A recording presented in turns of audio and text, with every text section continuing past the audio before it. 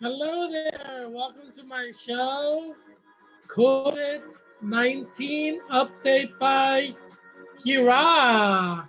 It's January 13th, 2021. Yes, we are 13 days into our new year, 2021. Um, we don't know what's going to happen in 2021. Everything is, as Israelis say, masubak, masubak, just crazy. Or as Arabic people will say, majnoon, majnoon. Or as Germans would say, verrucht, verrucht.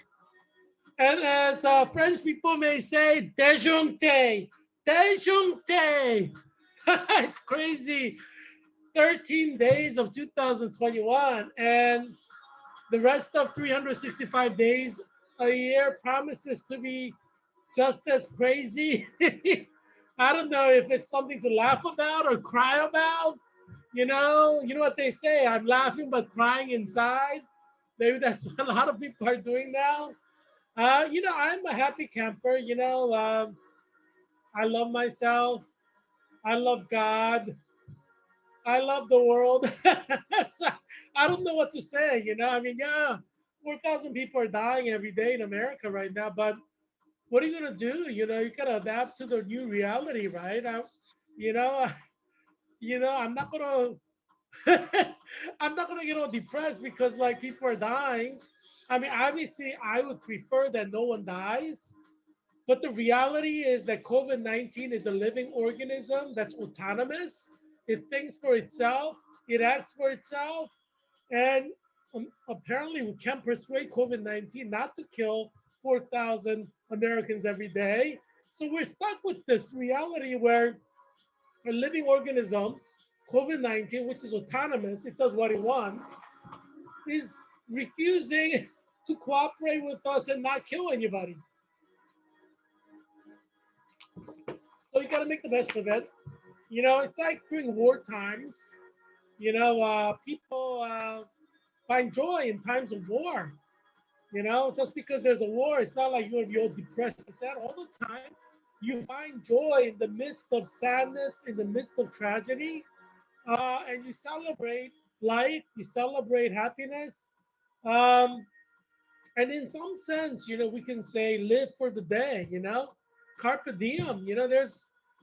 I mean, you can't fixate on 4,000 people dying every day because you'll be depressed all the time. Can I get a five on not being fixated on 4,000 people dying every day? And that's probably the reason why I'm so happy. I'm a happy-go-lucky kind of guy. Because, I mean, if you focus on something that is depressing, your life is like miserable. I mean, you only have 100 years to live. Why would you want to be miserable? I'd rather focus on the happiness, and be happy. You know what I'm saying?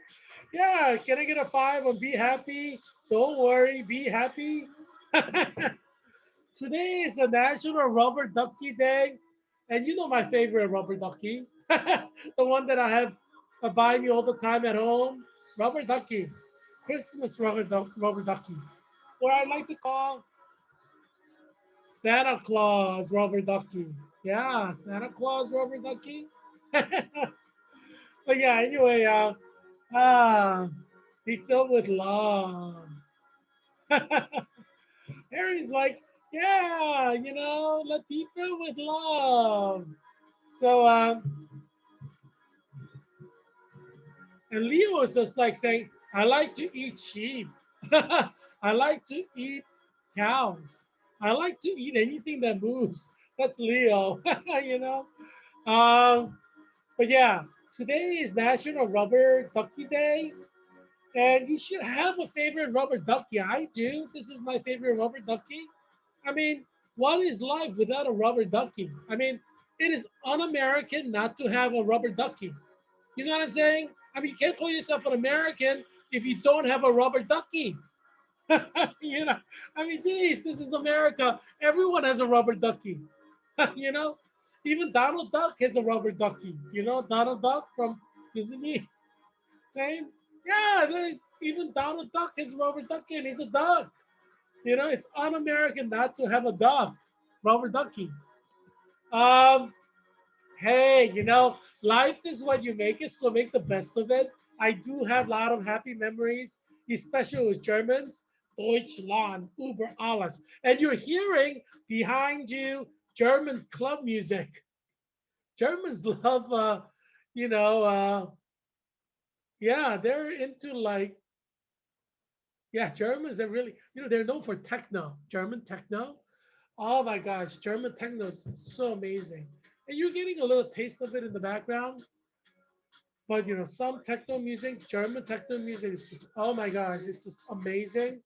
And when I was in Mallorca, which they call the German Paraidse Mallorca, which is in Spain, it's like an island off of Spain near Barcelona. Oh, Germans descend upon like Mallorca every summer. They fly directly into Mallorca.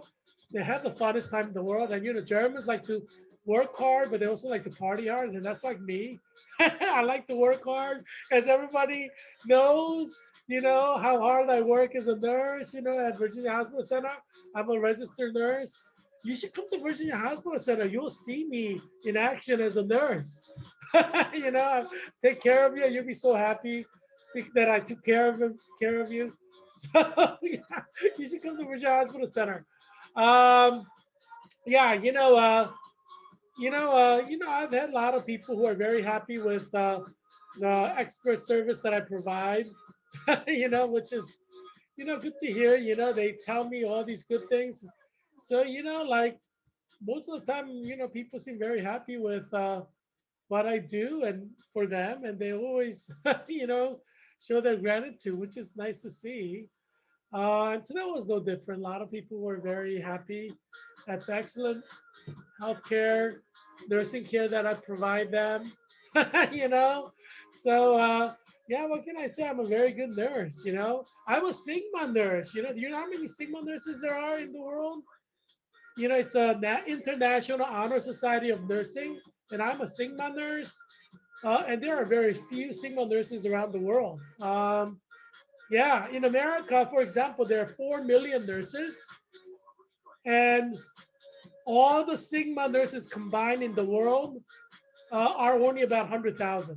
Yeah, there are only about 100,000 Sigma nurses in existence. And Sigma nurses are, obviously you got to be inducted in to International Honor Society of Nursing to be a Sigma nurse. So it stands for Sigma Theta Tau. Um, and so I'm a Sigma nurse, so I'm one of the elite nurses. Obviously, I just became a nurse, registered nurse, but I got inducted because, because I'm so good. You know, uh, yeah, I mean, I was, amazingly good at Georgetown University. Um, I averaged like 97, 98% in my student clinicals at Georgetown University because I'm so good at what I do. So I know I'm good. I'm time tested for 2 years at Georgetown, and I worked at George Washington Hospital, Children's National Hospital, Adventist hospitals in Shady Grove, Fairfax Hospital, Georgetown MedStar Hospital. So I worked at a lot of these hospitals, and I excelled in every clinical. So I know I'm good. I mean, I'm time tested. And that's why I'm inducted into the it's not national, it's International Honor Society in Nursing. Yeah, so I fellow Sigma nurses. I wonder how many Sigma nurses there are at Virginia Hospital Center. There aren't many, Sigma nurses, So yeah, I mean, I'm proud of the fact that I'm a Sigma nurse because you can get inducted in the Philippines, in Korea, in Germany, in Japan, France, England. Because every nursing school has a chapter of not every one, but most of them have a chapter of honor society. It's an international honor society, and then the best get inducted. You need like a minimum GPA to get inducted. Um, yeah, so it's not easy. You need to maintain a GPA, and you have to like meet the qualities that the honor society is looking for. So I'm a Sigma Theta Tau nurse, one of the elite Sigma nurses in the world. I could go to any country and say, I'm a Sigma nurse. you know, and that's like sign of excellence. Obviously, I'm a beginner. I'm in the RN residency program at Virginia Hospital Center, so I'm new, a newbie, but you know, I'm good at what I do. So yeah, I'm proud of that. Yeah, so Virginia Hospital Center is very lucky to have me as their nurse. you know, hey Sigmas at Virginia Hospital Center. Yeah, it's hard to be a Sigma. You need minimum GPA, and not everybody meets that GPA requirement. you know, uh, or embody the qualities of a Sigma nurse. I mean, it's hard to it's hard to meet that threshold. It's very hard. That's why there aren't that many Sigma nurses around the world. Yeah, but anyway, yeah, hi German Sigma nurses. I have to confess, I have not met a nurse in Mallorca. I met a lot of different Germans. I met like German farm girls, farmers' daughters who farm. They're telling me about how many cows they milk every day, and oh yeah, they I partied with them. It's a lot of fun. So there were like a group of farmer girls who came to Germany, like a whole bunch of them, and I started partying with them. Girls like me. Seems I don't know why, but they seem to like me. So, I enjoy farming with them, and then hooked up with one of them. And she visited she visited me in Cambridge. Yeah, my farmer. Yeah, and she stayed with me at Cambridge. Uh, yeah, and then we traveled around England together. We stayed like three nights in London and kind of partied it up in London, and so it was kind of fun. But anyway, and then we traveled around and stuff like that. But yeah, so I met her here in Mallorca one of the summers. I tried to go every summer when I was in Cambridge. I was in Cambridge for 5 years, Cambridge, England, University of Cambridge, in research into Jewish studies. I'm an expert, world-renowned expert in Jewish studies. And if you Google my name, Heerak Christian Kim, I come up as an author. Obviously, I'm a published author. But if you go to Amazon.com and type in Heerak Christian Kim, you'll see the Jewish studies books I publish. And if you are brave, you can read one of these. It's not easy stuff because it has a lot of lingo, technical lingo, and expert stuff. So you have to be generally literate to be able to understand it. And even with a college degree, you may struggle through it because it's a high level academic research into Jewish studies. So you probably need at least a master's degree to be able to understand it even. But even with a master's, you may struggle because it's highly technical.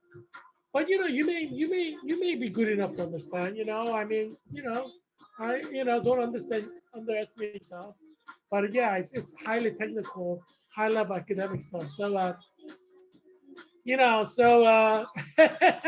what can I say? I'm the Leonardo da Vinci of 21st century. There isn't anybody who comes to my level of expertise in Jewish studies in the 50 miles radius from here. Yeah, there's nobody at Georgetown University who comes close to my level in Jewish studies.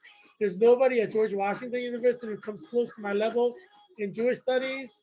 There's no one at American University who comes close to my level in Jewish studies as an expert level. There's no one at Howard University who comes close to my level in Jewish studies.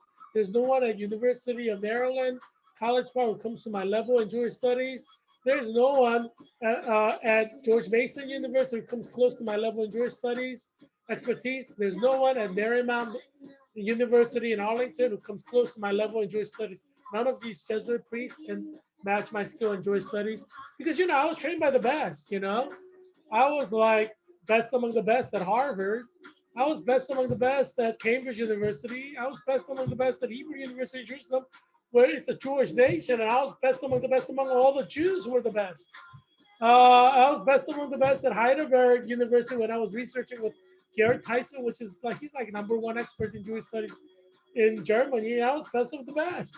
You know, I mean, geez, I mean, I go to country after country. I like kick butt. You know, I go to Germany, kick all the butts of German experts of Jewish studies. I go to like Israel, kick butt of all the Jewish experts of Jewish studies. I go to like England, kick the butts of all the top Jewish studies experts in England. At Harvard, I was kicking butt of the best Jewish minds in America who do Jewish studies. You know, PhD students at Harvard in Jewish studies who are Jewish. I was kicking their butt. I mean, they're amazing people, but you know, they're not Leonardo da Vinci of 21st century like me. What can I say? I mean, I'm sorry, but you know, not everybody can be Leonardo da Vinci of 21st century, right? I mean, I'm like once in a 500-year guy. I mean, how many people can top that at Harvard? I walk around Harvard. I'm like a god at Harvard. You know, people are like, I'm not worthy. We're not worthy when I walk around at Harvard. We're not worthy. I'm not. I'm not kidding. I kick everybody's butt. Like I own that place, Harvard. You know, one of the things that I was thinking about doing is becoming president of Harvard University. You know, but I don't know. I may still become a president of Harvard University in the future, but you know, God has His way of leading me. You know, I never, you know, planned on becoming a nurse, but God led me this way. I became a nurse, and I'm inducted into the International Honor Society of Nursing, Sigma Theta Tau, and you know, there are 4 million nurses in America, and around the world, you know how many millions of nurses there are, and there are only 100,000 members, around 100,000 members in Sigma Theta Tau. I mean, we're talking about every country in the world has nursing school and honors, you know, International Honor Society. They try to get inducted into it. So you can imagine how good I am. You know, it's like I could walk into any nursing school in the world and I could say I'm a Sigma nurse. Hey, you know, verify with Sigma people. I'm a Sigma nurse. You know what I'm saying? Yeah, call them up if you don't believe me. You know, I'll give you my ID card. Call them up. I'm a Sigma nurse, you know. I am verifiable Sigma nurse. So yeah, that holds up everywhere in court of law, you know, anywhere. So yeah. So anyway, yeah, I'm an expert. I mean, I guess you know, I'm an expert Jewish studies theologian. I'm a beginning nurse, but I'm in the elite club. Obviously, you know, nurse who's been a nurse for 10 years is different from nurse who's just started. But you know, but the elite society is elite society, you know. So hey, you know, yeah, I encourage you to apply to be Sigma nurse, you know. You know what I'm saying? I hope you join the club, this elite international club.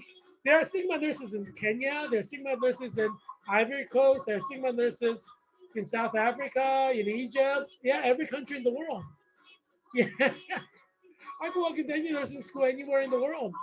I can say I'm a Sigma nurse. That communicates. So yeah, but you know, work hard, play hard. That's my motto. So you know, when I went to you know, German Paraidse Mallorca, obviously German women are beautiful, and I'm like, hey, you know, there's no reason to waste beauty. You know, beauty is supposed to be adored. Look at how happy these women are. You know, I enjoy spending time with them too, and they enjoy spending time with me. Uh, so everybody's happy. You know, everybody wins. The win-win situation. You know, that's what I say. Try to create a win-win situation for everybody, because that's the best thing. You know, not a lose-lose situation for everybody, but win-win situation. You know, every one of them is like really attractive. Yeah, what can I say? You know, I remember Eric Fries, my buddy from Israel. He's professor now in New York. He teaches Middle East. Um, he did his PhD at University of St. Andrews. And I remember Eric telling me like, "You have a gift." I'm like, "What? What do you mean?" Eric's like, "Man, you know, you can talk to pretty women." I'm like, "What's the point of living if you can't talk to pretty women?" You know what I'm saying? But Eric's like, "No, it's not that easy. You know, you can't just talk to pretty women." I'm like, "Yeah, but why would you now want to talk to pretty women?" You know what I mean? It doesn't make sense to me.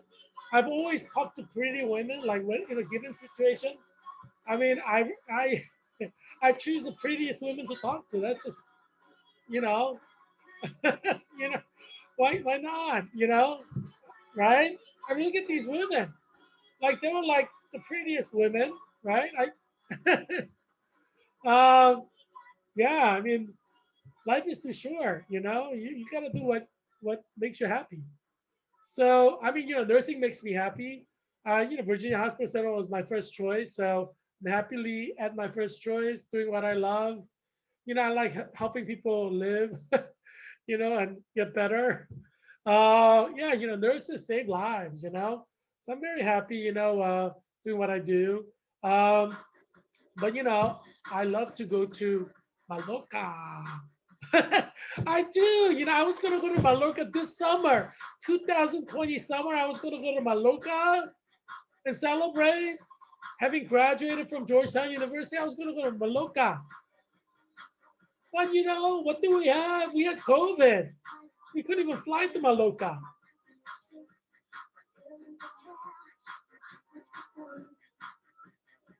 Isn't this German stuff good? Oh, I mean, this is nothing compared to what they have in Mallorca, and that's nothing compared to what they have in Germany. They have like, that you can actually travel in Germany, dance all night long. Like you could dance 24 hours if you want. Yeah, Germans are serious about partying. I mean, in America we talk about partying. In Germany they do it. They just do it. They 24-hour a day party. Yeah, that's possible in Germany. Oh my gosh, I love Germany. Deutschland über alles. I love Germany. I love German women. Oh my gosh, German women are so great. Oh, look how beautiful they are. Deutschland, Deutschland, Deutschland, Deutschland. Yeah, oh my gosh. I love American women too.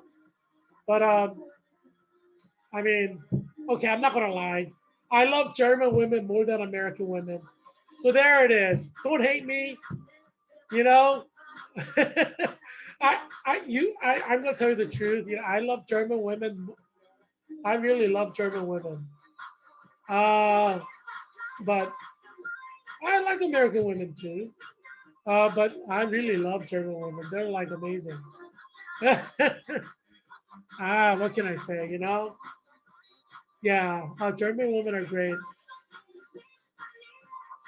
I remember like I don't know if I should tell you one story. Oh yeah, I guess I'll tell you this story. You know, Ed Mosang and Ed's my best friend, and we were the two dudes. So we traveled to Australia and New Zealand to meet up with our Christian cafe, uh, you know, online dating people that we set up dates for. It was fun, uh, like one of the girls that I was, you know, I set up date with. She's like 20 at the time, and she invited us for barbecue at her family's. Bobby, Bobby in Brisbane. So Ed and I we went to the barbecue, and her father is like really good at the barbecue. We really enjoyed it. What a great time, with her family. Um, so and then afterwards, it's like a family thing, and Karen Jorgensen is her name. Jorgensen. I don't know. It sounds like Scandinavia. But Karen Jorgensen's family, really nice. Hi, Karen. Um, she's really nice. She's really pretty. And afterwards, Ed and I, we went to a club in Brisbane and we danced the night away. And it was ladies' night. And it was like so many Australian women. And there was Ed and me and all these Australian guys. They didn't want to dance on the dance floor. And I was like, "What do you got? Why you guys not dancing?" And they're like, we need like at least 5 beers before you get us on the dance floor." And I'm like, "Yeah, let's go to the dance floor. Look at all these beautiful women by themselves." And it was like midnight. I'm like, "Hey." So Ed and I were dancing with these beautiful women. And the guy started stumbling into dance floor like around 2, 3 a.m. after they had like a lot of beers, or a lot of stuff, alcohol. I'm like, why do you need alcohol to dance with beautiful women? They're beautiful. They're just like dancing by themselves. I'm like, let me go into the sea of beauty. I mean, this is like paradise in Brisbane. I mean, forget the Great Barrier Reef. Looking at fishes, that doesn't do it for me. Like, you go to Great Barrier Reef under the water and you watch the fish school. I did that I did that. It was fun. And the fish are beautiful. I was touching the fish, swimming with the fish. It was fun. But nothing compares to like dancing in the sea of Australian women. God bless you, Australian men. You guys were like sitting it out for like hours. you know, I'm like, whoa. But anyway, yeah, I missed that, But sorry, Karen Jorgensen. Karen, sorry. Oh, now she knows that that's what we did afterwards. Oh no. But she's probably happily married with like 10 children. So, but yeah. But anyway, we went to Bondi Beach because we had like several dates set up in Sydney, Australia. I went to Bondi Beach with Ed, and I met this girl who was so beautiful. She looked like a goddess. Like, did you see like 10 from Bo Derek in 10? Oh, the girl looked prettier than Bo Derek in 10. I kid you not. Ask Ed if you don't believe me. Ed like jaw dropped. I mean, well, it didn't literally drop, but he, I'll ask Ed how amazingly gorgeous she was in Bondi Beach. She was the prettiest girl in the whole beach. I mean, I kid you not. You scope out the beach. I didn't know she was German. And obviously, I'm gonna go and talk to the most beautiful woman. You know, I mean, so I did. I walked over and I said something, and she responded surprisingly. So we started talking, and and she gave me her phone number and email. So I continued the communication, and I flew over to Germany to see her. And she's like, yeah, you come over, you can stay with me. And so I met her when she was with her best friend. They were like final year in high school, I guess. I didn't know. I thought she was really amazing, and beautiful. So I went and met her, and apparently it was a graduation trip that she and her best friend planned. And her best friend's like pretty. She's Romanian, half German. Ed's like part Romanian, but she was like brown hair and like Corina Ostrella. She's like blonde hair, blue eyed. That's like my favorite. So I'm like, take take the other one. Take this one. Ed's blonde and blue eyed too. So this was before Karen. It was years before Karen and Ed got married. Um, so uh, Karen is his wife, Karen Nettleton. She taught elementary at Fairfax Public School for a while, for many years actually. While Ed was going to George Washington Law School. Yeah, and she taught at Fairfax, yeah, for a long time. Um, so um, yeah, but anyway, so I went up to her and I got her phone number. We communicated, and then I visited her in in the university town where Einstein was professor. What's the name of the city? But she wasn't at the university. She was at the Berufs Academy, which is like a business school. So they do a 3-year program, but it's equivalent to MBA. But she went directly from high school. So she was like 20 years old when I visited her, I guess. I guess she was like 19, maybe she was 18. I don't know. But anyway, when I met her at Bondi Beach. So I visited her like, like a year later uh, in Germany, or maybe less than a year later. Did she, she put me up at her apartment. It was like, it was a, well, it wasn't, it was, what do you call that? Yeah, studio. It was a studio apartment. And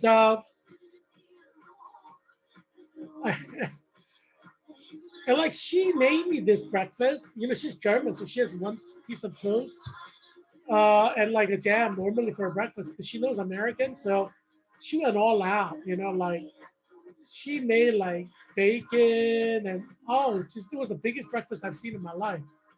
I guess I guess she cared about me, you know. And then and, in the morning, so I had great breakfast, and she's like, uh, she's like, I'm gonna take a shower. What do you want to do? I was like, oh, okie dokie. I'm like, anyway, I was like, whoa, like German women are, I don't know, German women are interesting. You know, like when you date different women, you find out different things about, women from different countries. You know, I think I shared with you about my German, like Russian girlfriend, right? Irina, she's half Russian and half Ukrainian. I went over for a weekend.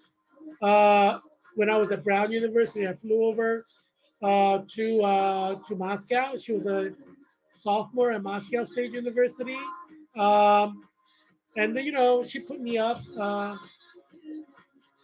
You know, she was in a school dormitory, and I think she got her friend who has an apartment to let her and me stay in that apartment for the several days that I was there.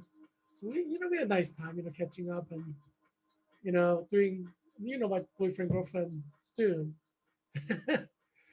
Yeah, but yeah. Uh, but anyway, yeah. So she's Russian, Russian, and Karina obviously is German. So yeah, it's kind of interesting when you compare and contrast, people from different countries and how they are and how they, you know, talk and associate and stuff like that. Uh, you learn a lot. Just this multiculturalism. Different cultures are different. What can you say? People are different. But yeah, uh, Karina's amazingly pretty. Yeah. But anyway, yeah. Ask Ed how amazingly beautiful she is. Yeah, I will tell you. Like she's like the goddess. Like on that beach, she was the most. I mean, I didn't know she was German, right? All I knew was she looks like Boderek, looked prettier than Boderek. She was the most beautiful woman. Like she had the nicest body. She was wearing like this thong bikini, right? I mean, like it was Bandai Beach in the summer. It was actually our winter in America, but it was summer in Australia. And so she was like wearing like a thong underwear. I mean, not underwear, bikini. Oh my gosh! I mean, you could see her whole body, literally. Yeah. So there was nothing left to imagination, and that's why I went up to her because she had like close to like the perfect body, you know, and she was amazingly pretty. Ask God, yeah, ask God how amazingly beautiful she was. Yeah. I mean, I was like, man, this is like the closest to goddess Venus on earth. Ask God. I mean, that's why I walk. I must have walked like I don't know, like 15 steps or more to get to her. Yeah, jeez, that was a lot of steps, but she was definitely worth it. Especially because she gave me her phone number and contact. I didn't know she was German, but I found out obviously. So anyway, yeah. Yeah, I love Germans, but so that was in Australia, Sydney, Australia, in Bondi Beach. Yeah, this is Mallorca. The photos you see are that's all in Mallorca, in Germany, and they're all Germans. Deutschland über alles. I love Germans. Germans are so nice. They come in all shapes and sizes, and you know, and personalities, but they have like similar underlying German traits. It's hard to explain. You gotta be there. And it's a cultural thing. Yeah, but anyway, yeah. So we have like 4,000 people who died in the last 24 hours. I know it's sad. I mean, I guess I should be crying me a river, but I mean, this is like every day. It's not like it's happened once and then it's not happening. 4,000 people are dying every day, and 4,000 people may die every day of year 2021. We don't know, maybe more. You know, so yeah, I'm sad about it. You know, I'm laughing, but I'm crying inside. Yes, all those lives dead. People lost their child, their mother, their father, their brother, their friend, their husband. I mean, yeah, it's sad. Um, yeah, I guess people do. Yeah, I guess there are people who lost their husband too. Um, yeah, I mean, it's really, really sad, you know. But what are you gonna do? Like cry every day because it's every day. This is like the new normal. 4,000 Americans dying every day. So yeah, let's celebrate life. Obviously you gotta be careful, but that you don't get COVID and die, or you don't get COVID and give it to somebody you love in your family and they die. But I mean, we gotta celebrate life, and that's important too. So we have 384,343 people have died in America. And I'm predicting minimum 3 million Americans will die in year 2021. Minimum. I'm looking at more like 30 million Americans dying in 2021. I think that's more than feasible. Because as you know, in the summer, hundreds died in Florida, hundreds died in Texas, hundreds died in California. And there weren't that many states that had raging COVID. Now all 50 states have raging COVID. So you could expect hundreds to die in every state in June, every state in July, every state in August. So we may have like 4,000 deaths in the summer in America. That's something definitely possible. Yeah, or even 10,000. We don't know. Maybe even 20,000. Yeah. We're at number 13 now. We don't know what's going to happen in year 2021. I'm predicting that we're going to have 30 million Americans die. Obviously, I don't want anybody to die, but I think it's reasonable to predict that millions of Americans will die because of the trends right now. It's only going to get worse. It's not going to get better. So we have 23,053,424 people who've got COVID and died, or haven't. Maybe we'll have that many die by December, but they're confirmed cases. So let's look at top 19 top COVID-19 cases in. I'm thinking COVID top 19 because I think I met Corina when she was 19 or maybe she was 18. I didn't ask about her age, but I mean, you guys were from high school. Obviously, she's older than 18, right? Or at least 18. I don't think she was 17 because Germany has like 13 grades. So she'd have to be minimum 18. Yeah. She and her high school friend that we met on Bondi Beach. I mean, I thought she was older though. I thought she was like 24 or something. Hey, if she's over 18, I could marry her if she wants to too. If you're over 18, you're a woman. You're not a child. So, I'm making no apologies, for dating 18-year-olds. Life is too short to look around and like not date 18-year-olds who want to date you if she wants to date you, and you can fall in love and you can marry them. I have no problem marrying an 18-year-old now. If I fall in love with an 18-year-old, what's the deal? Like, you'll live 100 years. What are you going to do? Like, be scared of what people will say to you? You know what I'm saying? She's an adult. She's legal. That's all that matters. If she loves you and you love her, what's the problem? You know what I'm saying? But anyway, yeah, yeah. So like there are five, top five. Brazil is number one. They have 205,964 deaths.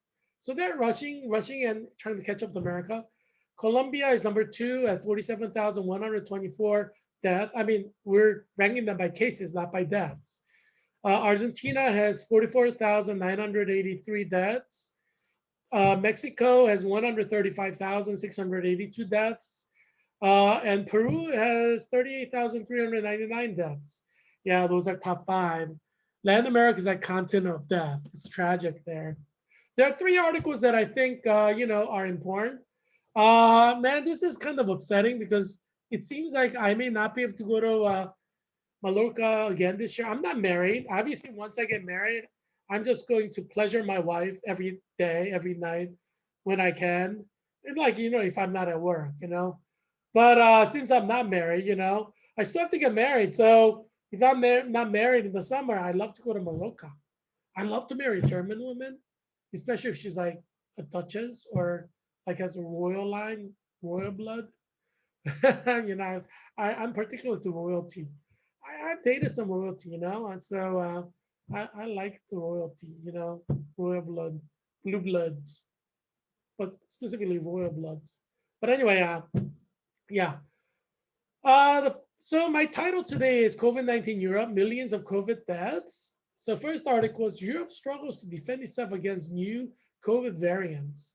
So yeah, so significant quote from there is new aggressive mutations of the coronavirus that were first discovered in the UK and South Africa are forcing governments to increase the severity of lockdowns and other restrictions and prompting a clampdown on rule breakers.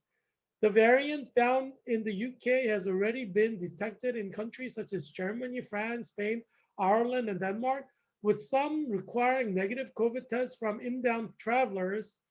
Can we travel to Germany? Hmm. Uh, huh. Well, anyway, yeah. And let's continue. I'm thinking about all the beautiful German women. Um, the French Prime Minister refused on Monday to rule out the possibility of a third national lockdown. The government has so far stopped short of such a step, contrary to most other EU countries. Oh, dear Jesus, do not take the lives of beautiful German women from 18 to 24, please. No, I'm just kidding you. But oh my gosh, beauty is, we gotta protect beauty. It's like, I see protecting beauty of women like protecting Mount Rushmore or Grand Canyon. I rather see beautiful German women in Mallorca over thousand like natural sites any day. You know what I'm saying? I mean, who cares about like Niagara Falls and Grand Canyon? I don't have to see them in real life. If I had to choose between Grand Canyon or beautiful women, I mean, I won't think twice. Well, I mean, I could see Grand Canyon in pictures. What's the big deal? Or even after I'm married and have kids, I could go to Grand Canyon with my family. I've already seen Grand Canyon many times, but I drove through Grand Canyon. Oh, it's amazing during sunset. Everything turns red. My gosh, it's pretty, but not as beautiful as Corina Osprella. As good. She's like goddess Venus. Oh my gosh. Oh, jeez. If you see a girl like that on a beach, you'll be like, whoa, boom, boom, boom. Yeah. Anyway, Article 2. WHO warns of COVID-19 tipping point as cases arise across Europe. Last year, more than 26 million cases of COVID-19 were confirmed in the WHO European region, which comprises 53 countries. Jeez. Over a quarter of Germany has, well, I don't know. I mean, I've seen beautiful women in France too. Um, the beautiful Jewish girl that I liked, um, Ariel Levy. I met her at Hebrew University of Jerusalem when she was a freshman at I can't remember her. It's like number one business school in France, in Paris. And so she got accepted. She was like just graduated from high school. She was like, I think 18, probably 19, maybe 18. I don't think she was 17. Um, but yeah, so I she was pretty. She's blonde hair and blue eyed. I was like, whoa, she's pretty. So I talked to her obviously, and when I was in Jerusalem, walked over, and then I got myself invited to her room for a sandwich. She's like, "Do you want to come and have sandwich with me?" And she lived in a dormitory, so I said, "Okay." I'm like, "Thank you, Lord Jesus." So I went over to have a you know sandwich with her in her dormitory at Hebrew University of Jerusalem. She was there for what was she there for? I think she was like in a Jewish program, Jewish agency. Like these Jewish agencies have like discover your roots kind of trips. So but she was for 1 year long. So she was in one of those. Was she in one of those? I can't remember which program she was in. but she's like, she's like go Zionist, she does all these things for Zionist camps, every she her family's like Reform Jews, like secular Jews, even probably not even Reform, secular Jews, but like she became Orthodox, like modern Orthodox. Yeah. So anyway, so so she's an Orthodox. She's kind of like Jared Kushner and Ivanka Trump, like Orthodox. But anyway, she and I, so so yeah, is she Orthodox? I guess she is Orthodox. Oops. Well, I mean, yeah, but anyway, yeah. So I invited her to visit me in at Brown University in Providence, Rhode Island, where I lived. So she came over. Yeah, she flew over from France to visit me. So she stayed over at my apartment for like a week. I guess it was like a week. Yeah, we had a lot of good time. I made sure we went together to the synagogue in Rhode Island, which has it's the oldest continuous synagogue in the United States. So obviously I made a point of driving a couple hours to show her that, or was it an hour? With that place. She didn't seem that interested, surprisingly enough. But I don't know. I think it's interesting because I'm an expert of Jewish studies, but she didn't. I don't know. She didn't seem as excited as I thought she would be. You know. I don't know. I don't know what to make of that. But anyway, yeah. So yeah. So going back to the article, currently more than 230 million people are living in countries under full national. She was pretty. Ariel Levy. She was so pretty. She's like my ideal woman. I should have done more to share, the gospel with her, convert to Christianity, and just married her. I'd have been so happy. Oh, she's amazingly pretty, and she's amazingly smart. And we clicked. I mean, from like, I mean, and she really liked me. I mean, she flew over from Paris to see me. So yeah, I know. Yeah, that's a miss. I should have shared Jesus, converted her to Christianity and then married her. We would have like 10 children. I mean, she's like Orthodox Jewish, so I'm sure she had no problem having 10 children. Oh man, that's a miss. I was so like focused on Jewish studies. I should have focused a little bit more on Ariel. Hey, Ariel. Yeah, but anyway, yeah. So yeah, going back to the article, currently more than 230 million people are living in countries under full national lockdown, and more governments are like, she's an important person in the French Jewish community, but I think she's like pretty important in like British Jewish community too, because she's like a leader, and she's very actively involved in like Jewish agency and stuff like that. Yeah, she's like a gung-ho Zionist. Hi, Ariel. Yeah. But anyway, going back to the article, um, yeah, and more governments are expected to announce lockdown in the coming week. Quote, it is our assessment that this variant replaced other circulating lineages as seen in United Kingdom and in Denmark. Um, I know so many movers and shakers in Jewish communities around the world. It's not even funny.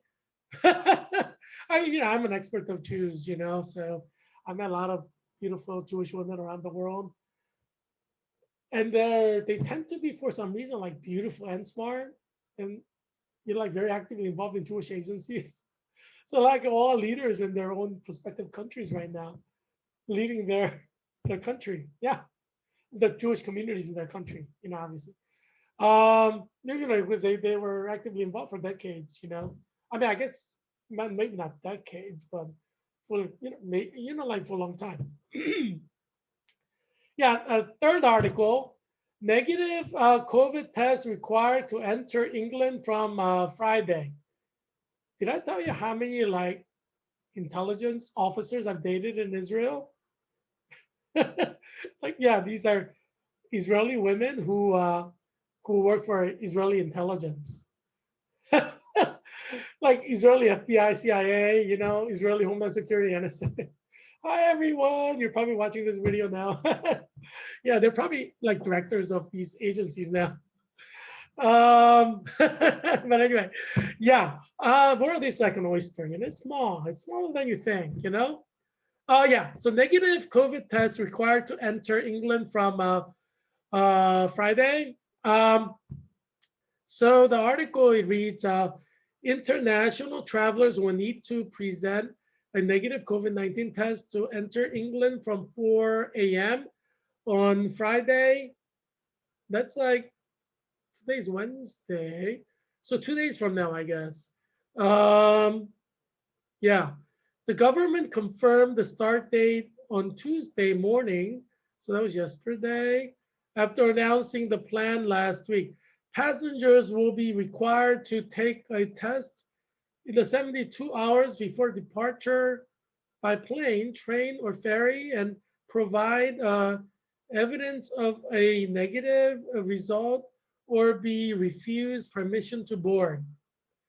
The move comes in response to the worsening incidence of the transmission around the world, and particularly the emergence of new coronavirus variants. Ministers said arrivals will still need to isolate for 10 days in the UK. Oh, geez, that, like, if you fly over to like England, you have to wait 10 days before you could even move around. Whoa, how many vacation days do you need? But anyway, come to think about it, I've known a lot of beautiful women in a lot of different nations. And how come I didn't marry one of them? See, this is the problem. When you have a passion and you're studying, researching Jewish studies with number one, uh, that like, geez, I've heard some scholars say their love is their Jewish studies or their academic. I've never thought of it that way. Oh man, I hope it's not like that. Oh, that's kind of sad when you think about it. I've known so many beautiful women. I should have married one of them, like Ariel Levy. She's amazingly pretty. She was like probably I don't know if I told you, I actually got close to the most beautiful woman in the Ma'of program, Liat. Hi, Liat. Oh, she's pretty. She's pretty too, actually. She's blonde hair and blue eyed. Uh, Geez, I guess I knew a lot of beautiful women in Israel too. Oh well, yeah, it's yeah. I met her, Liad in Israel. Serge Gorman is my best buddy, and he was in Ma'of program, like French Jews who, competed nationally to be in this program, got selected. And Liad was the prettiest girl in that Ma'of program. Women are very attractive there. We call them no, French Jewish princess. Fujib, yeah, Fujib. Because Jab is Jewish American princess. Jab. And I've dated some Jabs, in America. Like at Brown University, I dated this Jab who went to Stanford as an undergraduate. Somehow lost her religion. Lived in Thailand for 1 year. Thailand, out of all the places, for 1 year, and then she went to Brown to do her PhD in like political science or something. Maybe she's like like an amazing political science expert now somewhere. But yeah. But yeah. So we, yeah. No, I've dated some Jabs. I like Jabs. They're like, they smell good. They're pretty. They're thin. They have like designer clothing. They're smart. They seem to like me. So it's like reciprocal. I like Jabs. I do. Hi, Jabs, Jewish American princesses. But anyway, yeah, but for Jabs, like French Jewish princesses, you got to put some vowels in there. It's kind of like Hebrew. It's just like written in consonants. You put vowels in there somewhere. For FJP, French Jewish princess.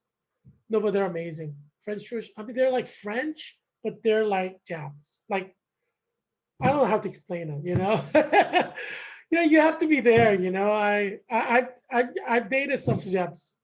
So, yeah, I knew this one girl. She belongs to the family of what do you call that? That Seagram dynasty. What's oh geez, what's the last name? The Seagrams. The Canadian billionaires. They have like the French. family, they're connected. What's that dynasty? You know, I can't remember the name now. Oh, what's the last name? Oh, geez. Bram, Brafman. Yeah, the Brafman dynasty. Hi, Caroline. Caroline Brafman. Hi, Caroline. She was pretty too.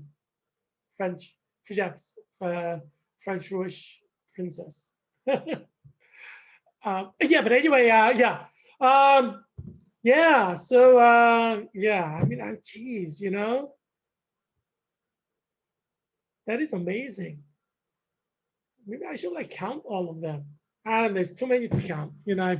But hi, Caroline. Oh, she's probably married and with some other billionaire Jewish guy.